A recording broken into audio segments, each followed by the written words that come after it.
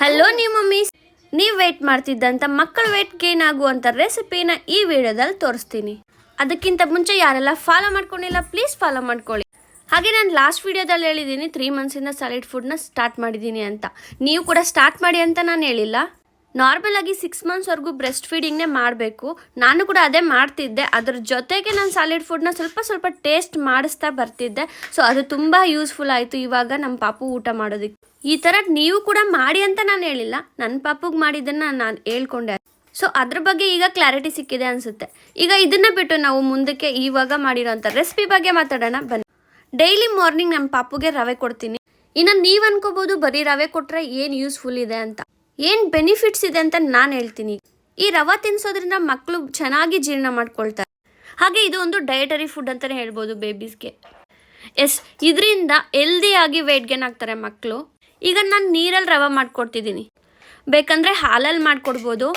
ಹಾಲಲ್ಲಿ ಮಾಡಿಕೊಡೋದ್ರಿಂದ ಏನು ಬೆನಿಫಿಟ್ ಅಂತ ಕೇಳಿದ್ರೆ ಮಕ್ಕಳ ಬೋನ್ಸ್ ಕೂಡ ತುಂಬಾ ಸ್ಟ್ರಾಂಗ್ ಆಗುತ್ತೆ ಮತ್ತು ಡೆವಲಪ್ಮೆಂಟ್ ಕೂಡ ಚೆನ್ನಾಗಿ ಆಗುತ್ತೆ. ಮಕ್ಕಳು ಕೂಡ ಎನರ್ಜೆಟಿಕ್ ಆಗಿ ಇರಬೇಕಂದ್ರೆ ಈ ಥರ ಒಂದು ರೆಸಿಪಿನ ಮಾಡಿಕೊಡ್ಬೋದು. ಒನ್ ಟೈಮ್ ನಾನು ಸಜೆಸ್ಟ್ ಮಾಡ್ತೀನಿ ಈ ರವಾನ.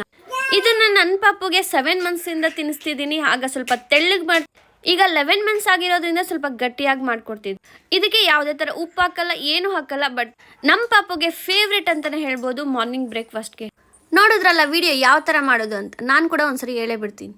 ನನ್ನ ಪಾಪುಗೆ 3 ಸ್ಪೂನ್ಸ್ ರವೆ ಇದ್ದರೆ ಅವಳಿಗೆ ಹೊಟ್ಟೆ ತುಂಬೋಗುತ್ತೆ. ಸೊ ನಾವು ಸ್ವಲ್ಪ ನೀರನ್ನ ಹಾಕೊಂಡು ಚೆನ್ನಾಗಿ ಕುದಿಸ್ಬೇಕು. ಅದಕ್ಕೆ ನಿಮ್ಗೆ ಎಷ್ಟು ಬೇಕೋ, ನಿಮ್ಮ ಪಾಪು ಎಷ್ಟು ಊಟ ಮಾಡುತ್ತೆ ಅಂತ ನಿಮ್ಗೆ ಗೊತ್ತಿದೆ. ಅದನ್ನು ನೋಡಿಕೊಂಡು ನಿಮ್ಗೆ ಎಷ್ಟು ಬೇಕೋ ರವೆನ ಅದಕ್ಕೆ ಹಾಕಿ ಚೆನ್ನಾಗಿ ಕುದಿಸ್ಕೊಂಡು ಚೆನ್ನಾಗಿ ಬೇಯಿಸ್ಕೊಳ್ಳಿ ರವೆ. ಈಗಷ್ಟೇ ಟ್ರೈ ಮಾಡ್ತಿದ್ದೀರಾ ಅಂದರೆ ಸ್ವಲ್ಪ ಮಾತ್ರ ತಿನ್ಸಿ ನೋಡಿ. ಹಾಗೆ ಸ್ವಲ್ಪ ತೆಳ್ಳಗೆ ಮಾಡಿಕೊಡಿ ಸ್ಟಾರ್ಟಿಂಗ್ ತಿನ್ನಿಸೋವಾಗ. ಆಮೇಲೆ ಅವ್ರಿಗೆ ಇಷ್ಟ ಆದರೆ ನಿಮ್ಗೆ ಯಾವ ಥರ ಬೇಕು ಅಂತ ಗೊತ್ತಿರುತ್ತೆ, ಅದೇ ಥರ ಮಾಡಿಕೊಡಿ. ಮಕ್ಕಳು ತುಂಬ ಇಷ್ಟಪಟ್ಟು ತಿಂತಾರೆ. ಇದಕ್ಕೆ ತುಪ್ಪ ಕೂಡ ಹಾಕಿ ಕೊಡ್ಬೋದು. ತುಪ್ಪ ತುಂಬಾ ಒಳ್ಳೆಯದು. ಇನ್ನಷ್ಟು ರೆಸಿಪಿನ ತಿಳಿಸ್ಕೊಡ್ತೀನಿ, ಪ್ಲೀಸ್ ಫಾಲೋ ಮಾಡ್ಕೊಳ್ಳಿ. ಇನ್ನು ನಮ್ಮ ಪಾಪು ನೋಡಿ ವೆಯ್ಟ್ ಮಾಡ್ತಿದ್ದಾಳೆ, ಯಾವಾಗ ತಿನ್ನಿಸ್ತಾಳೆ ನಮ್ಮಮ್ಮ. ಇನ್ನು ನಮ್ಮ ಪಾಪುಗೆ ಊಟ ಮಾಡಿಸ್ತೀನಿ. ನಿಮ್ಮ ಪಾಪುಗೂ ಟ್ರೈ ಮಾಡಿ ನೋಡಿ. ಬಾಯ್.